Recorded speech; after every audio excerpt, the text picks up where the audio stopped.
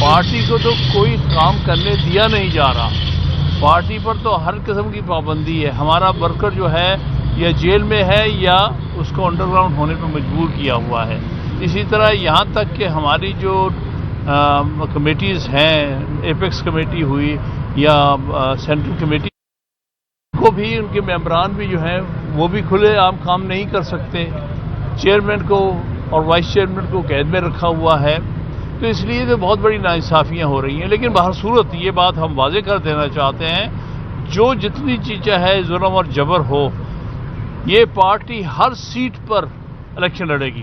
پاکستان بھر کے ہر سیٹ پر ہم الیکشن لڑیں گے. اچھا خان صاحب یہ بتائیں کہ یہ جو آپ کی درخواست مسترد کر دی ہے اسلام آباد ہائی کورٹ نے، اور جیل میں ٹرائل کو آپ کیسے دیکھتے ہیں ایز اے قانون دان بھی، اور سائفر کیس کا مستقبل کیا دیکھ رہے ہیں؟ دیکھیے، یہ جو سائفر کیس ہے میرے نزدیک تو بنتا ہی نہیں ہے.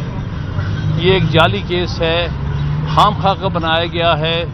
اس کے پیچھے کسی قسم کی بھی واضح کوئی ایویڈنس نہیں ہے. جہاں تک اسلام آباد ہائی کورٹ کا فیصلہ ہے، ہم سمجھتے ہیں کہ کوئی قابل قدر نہیں ہے، اور اس میں جو چیف جسٹس ہیں ان کا بھی رول کوئی اتنا اچھا نہیں رہا. مسلسل جو ہے یہ چیئرمین پی ٹی آئی کے خلاف فیصلے دے رہے ہیں.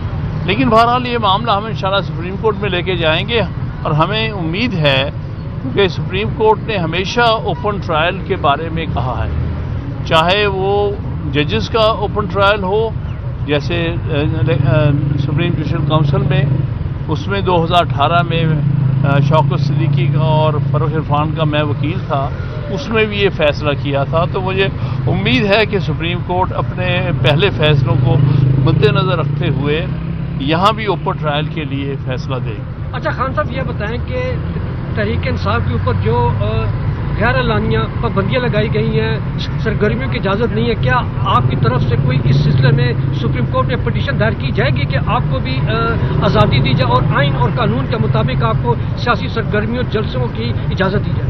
ہماری پٹیشن آلریڈی پینڈنگ ہے، اور بلکہ 25 مئی سے پینڈنگ ہے. عمران خان صاحب اس میں پٹیشنر ہیں، اور ہم نے یہ کہا ہوا ہے کہ جس قسم کا ظلم اور جبر کا اس وقت ماحول ہے، یہ اس طرح کبھی کوئی پارٹی کو کام نہیں کر سکتی. لہذا جو لوگوں کے بنیادی حقوق ہیں، جس کا جو سپریم کورٹ اور ہائی کورٹ جو ہیں وہی سب سے بڑے ڈیفینڈر ہیں، تو اس لیے ہمیں اجازت دی جائے کہ ہم پوری طرح سیاسی ایکٹیویٹیز میں حصہ لے سکیں. جس طرح دوسری سیاسی جماعتیں سیاسی ایکٹیویٹی کر رہی ہیں، ہمیں بھی پوری طرح سے ایکٹیویٹی میں حصہ لینے دیا جائے، اور چیئرمین کو بھی رہا کیا جائے تاکہ وہ الیکشن کیمپین کو لیڈ کر سکے. ہمیں صاحب الیکشن کمیشن کی جانب سے 11 فروری کی تاریخ دی گئی الیکشن کی، خان صاحب تک یہ خبر پہنچ چکی ہے؟ اگر پہنچ چکے تو خان صاحب نے کچھ اعلان کیا ہے لائے عمل کے بارے میں؟ کچھ بتایا ہے کہ کس طریقے سے الیکشن کمپین کی جائے گی؟ کیا لائے عمل ہوگا پاکستان تحریک انصاف؟ دیکھیے، بات یہ ہے، پہلے جو اعلان کیا گیا تھا اس میں یہ کہا تھا کہ جنوری کے آخری ہفتے میں ہوں گے. آج پتہ چلتا ہے کہ الیکشن کمیشن کہہ رہا ہے 11 فروری کی تاریخ. اس کا مطلب ہے الیکشن کمیشن کے لیے درست نہیں ہے، اپنی تاریخیں بدل رہے ہیں بار بار. حالانکہ 90 دن تو 6 نومبر کو پورے ہو رہے ہیں. انہوں نے آلریڈی آئین کی خلاف ورزی کی ہے. 6 نومبر کے بعد کوئی بھی ڈیٹ دینا جو ہے آئین کی خلاف ورزی. لیکن یہ اپنی زبان پہ بھی قائم نہیں ہے. خود کہہ کر کے الیکشن کمیشن جو ہے الیکشن جنوری کے آخری ہفتے میں کرائے گی، آج یہ فروری کے مڈل میں لے گئے ہیں. تو کیا اعتبار ہے کہ یہاں بھی کھڑے رہیں گے کہ نہیں؟ سر آپ نے کہا کہ پی ٹی آئی ہر حلقے سے الیکشن لڑے گی، وہ ایک ہی صورت میں پاسبل ہے اگر وکلاء جو ہے وہ سامنے آئے. تو کیا خان صاحب نے اس حوالے سے آپ سے کہا کہ آپ لیڈ کریں پنجاب میں یا پاکستان میں؟ دیکھیے، بات یہ ہے کہ پارٹی ورکرز اس میں حصہ لیں گے، اور پارٹی کے وکلاء کا پورا حق ہے کہ وہ بھی پارٹی پولیٹیکل ایکٹیویٹی میں حصہ لیں، الیکشن لڑیں، الیکشن میں بھرپور حصہ لیں، اور انشاءاللہ تعالی بھرپور حصہ لیں گے وکلاء.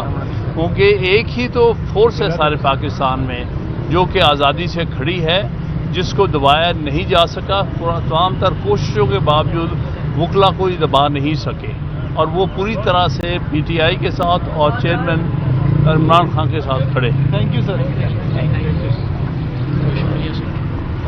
بہت شکریہ سر.